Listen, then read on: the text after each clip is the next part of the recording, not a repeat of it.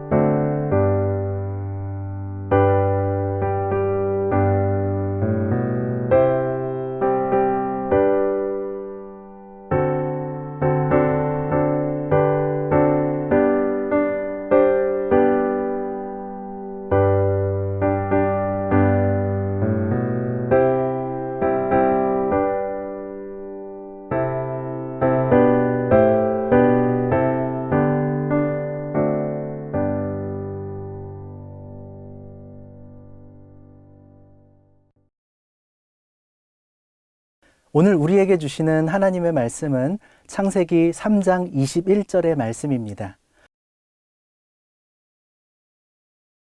여호와 하나님이 아담과 그의 아내를 위하여 가죽옷을 지어 입히시니라.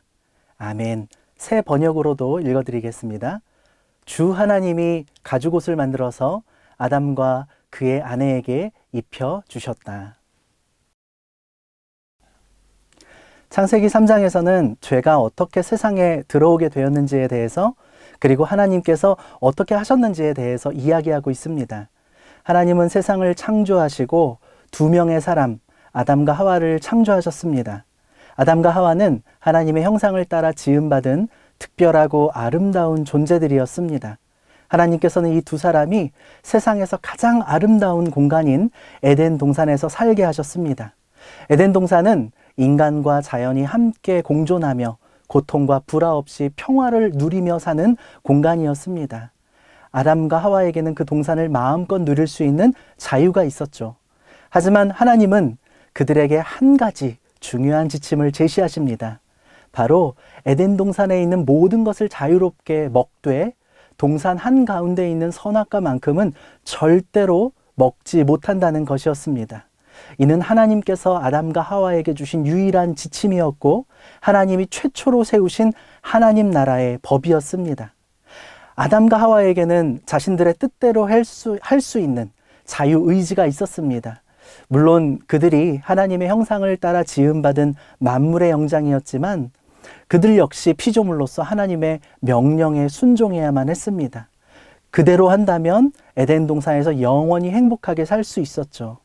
그렇지만 하나님께서는 왜 인간에게 이러한 자유의지를 주셨고 그 자유의지로 말미암아 불순종의 죄를 짓게 되었던 것일까요? 왜 인간은 그 자유의지 때문에 교만을 선택할 수밖에 없었을까요? 자유의지가 없었다면 온전히 우리가 하나님만 바라보며 죄를 범하는 일도 없지 않았을까요? 우리가 이것을 이해하기 위해서는 하나님께서 인간을 창조하신 이유와 목적에 대해서 알아야 합니다. 하나님은 그저 예쁜 인형을 원하셨던 것이 아닙니다. 만족스러운 작품을 만들어 놓으셨던 것도 아닙니다. 하나님은 인간과 인격적인 교제를 나누고 싶어 하셨습니다. 여러분, 우리와 인격적인 교제를 나누고 싶으셨단 말이 무엇일까요? 제가 예를 들어 보겠습니다. AI 로봇 하나를 만들었습니다. 외형을 사람과 똑같은 피부를 입히고 눈동자도 만들었습니다. 그리고 그 AI 로봇에 프로그래밍을 하는 것이죠. 오직 여러분만 바라보도록, 오직 여러분만 선택하고 여러분만 사랑하도록 프로그램을 입력해 놓았습니다. 여러분은 과연 이 로봇과 사랑에 빠질 수 있을까요? 과연 그것이 사랑일까요? 아쉽게도 그것은 사랑이 될 수 없습니다.